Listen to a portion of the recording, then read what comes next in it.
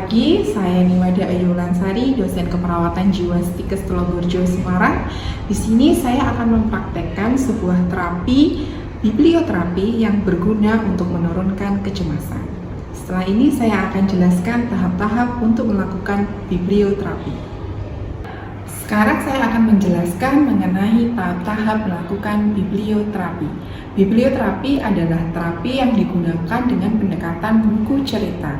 Buku ceritanya boleh dalam bentuk buku cetak atau buku audio visual.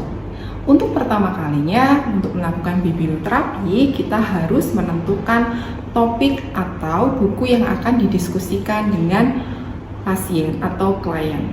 Kemudian, kita bisa mendiskusikan isi buku dan selanjutnya kita bisa mengevaluasi tindak lanjut apa yang bisa dilakukan pada pasien untuk menangani kecemasan.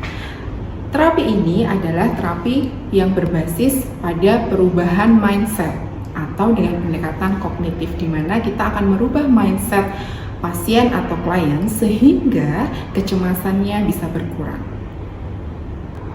Selamat pagi Mbak Heni. Ya, saya duduk di sini ya Mbak Heni. Hari ini kita sudah janjian ya untuk mendiskusikan mengenai terapi yang bisa digunakan pada saat Mbak Heni merasakan cemas berlebih ya. Hari ini kita terapinya adalah tentang terapi buku atau bisa disebut dengan terapi biblioterapi. Nah, ini ada dua buku yang bisa kita diskusikan untuk mengurangi rasa cemas yang dirasakan Mbak Heni. Gitu ya Mbak Heni ya. Oke, kita kan sudah menentukan bukunya ya, kita sudah berdiskusi. Nah, selanjutnya kita akan mendiskusikan isi dari buku itu. Ya, sudah siap ya Mbak Heni ya? Sudah. Oke, hari ini gimana perasaannya Mbak Heni? Masih merasa cemas? Iya Bu, saya masih cemas. Oke, nah Mbak Heni untuk di sini kan kasusnya adalah Mbak Heni ini punya riwayat penyakit hipertensi yang cukup lama ya, atau bisa disebut penyakit kronis ya. Memang beberapa pasien dengan penyakit kronis biasanya mengalami kecemasan yang berlebihan, terutama pada kecemasan pada saat misalnya ketemu dokter atau pada saat tahu bahwa tensinya itu tinggi gitu ya. Nah, di sini ada satu poin di buku yang perlu kita baca bersama kemudian kita diskusikan ya. Poin yang pertama itu adalah di bab 3 mengenai ubah mindset. Nah, coba Mbak Heni juga bisa dibaca dulu tentang bab ini ya. Satu penggalan kata yang ada di sini. Tidak ada yang sama setiap harinya, selalu ada yang baru, selalu ada yang berubah. Ya, berarti di sini menurut Mbak Heni gimana? Setiap hari yang kita lalui itu selalu ada hal yang baru Bu yang terjadi. Jadi selalu berubah-ubah. Ya, berarti wajar ya perubahan itu ya. Iya. Kalau misalnya kondisi kita misalnya menghadapi penyakit itu kalau kondisinya berubah-berubah, wajar tidak? Wajar. Iya, karena kita nggak bisa menentukan.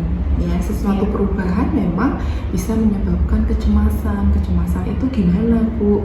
Ya tadi ya, khawatir ya, gimana nantinya kita ke depan dan lain-lain. Ya, oke, kita lanjut nih Mbak Heni ya. Di sini ada poin yang bisa Mbak Heni baca ya. Nah, di sini Menjadi tua adalah anugerah karena tak semua orang bisa merasakan hidup sampai tua. betul ya, berarti apa yang harus kita lakukan ya untuk kekhawatiran kita ya. Yang pertama ini bisa dilakukan Membuang rasa negatif. betul. Kemudian Ada bersedih secukupnya. ya, kemudian Berada dekat dengan orang yang memiliki pikiran positif. ya, terus Merelakan pikiran negatif pergi. Mengalihkan pikiran ke hal yang positif. ya. Menurut Mbak, kenapa sih harus melakukan ini? Supaya kecemasan yang ada di kita itu berkurang Bu akan penyakit yang kita rasakan. Iya betul, jadi sebenarnya kecemasan itu adalah pemikiran negatif, sehingga yang pertama bisa kita lakukan seperti yang dalam buku ini dikatakan adalah dengan buang rasa negatif ya.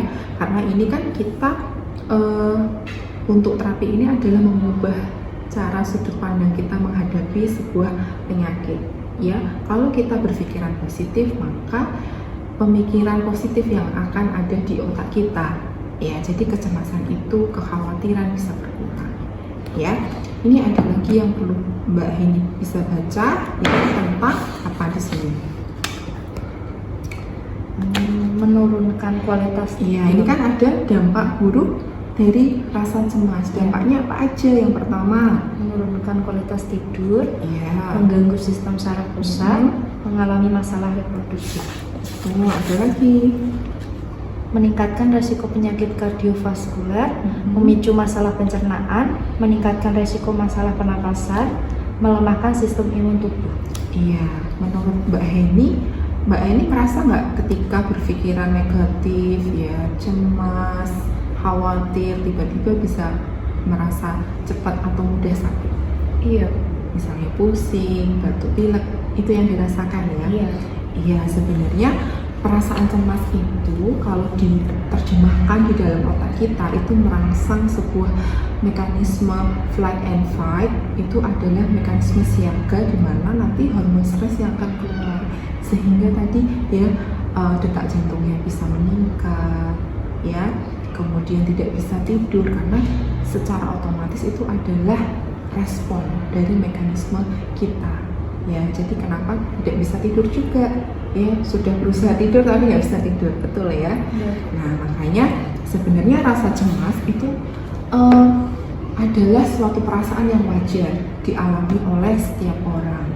Namun, kecemasan yang berlebihan itu juga akan mempengaruhi sistem dari diri kita sendiri, ya, terutama pada otak kita yang akan mengeluarkan hormon stres. Itu ya. Hari ini kan kita sudah nih mendiskusikan 2 buku tentang kecemasan yang dirasakan Mbak Heni. Ya, selanjutnya kita akan evaluasi untuk rencana tindak lanjut ya setelah sesi ini. Gitu ya Mbak Heni ya. Gimana perasaannya Mbak Heni setelah kita mendiskusikan 2 buku ini? Saya menjadi tahu Bu, ternyata kecemasan itu bisa diatasi dengan berbagai hal seperti tadi memiliki pikiran positif dan juga mengatur bagaimana kita untuk melakukan kegiatan sehari-hari. Betul, berarti tadi juga Mbak Heni bisa memahami ya waktu stres atau cemas kenapa sih tekanan darahnya naik. Ya, tadi itu adalah mekanisme normal yang sudah seperti dijelaskan di buku ini. Ya, jadi itu memang kondisi atau tanda gejala yang normal muncul ketika kita stres. Ya, berarti tadi apa hal-hal yang bisa kita lakukan ketika kita stres? Menurunkan pikiran negatif. Gitu. Terus apa lagi? Membuang pikiran negatif. Langkah pertama yang bisa dilakukan. Kemudian Lalu berdekatan dengan orang-orang yang berpikiran positif. Iya, betul sekali ya. Itu bisa dilakukan, itu hal yang pertama bisa dilakukan sama Mbak Heni ketika merasa cemas. Itu ya Mbak Heni. Mungkin ada yang mau didiskusikan lagi dengan saya? Sepertinya belum ada. Oke. Setelah diskusi dengan saya, apa yang dirasakan Mbak Heni? Saya menjadi lebih lega Bu. Iya. Oke, gitu ya Mbak Heni. Iya. Kalau gitu saya pamit dulu. Terima kasih Mbak Heni. Ya, terima kasih Bu. Tadi adalah contoh melakukan terapi biblioterapi di mana kita menggunakan sarana buku sebagai perubahan mindset pada pasien yang mengalami kecemasan. Kita tahu bahwa orang yang mengalami kecemasan itu selalu berpikir negatif, sehingga perlu penambahan informasi hal-hal positif untuk merubah sudut pandang pasien untuk menurunkan kecemasan. Kecemasan bisa kecemasan umum atau kecemasan kesehatan yang dirasakan oleh pasien. Terima kasih sudah menyaksikan video ini, semoga bermanfaat.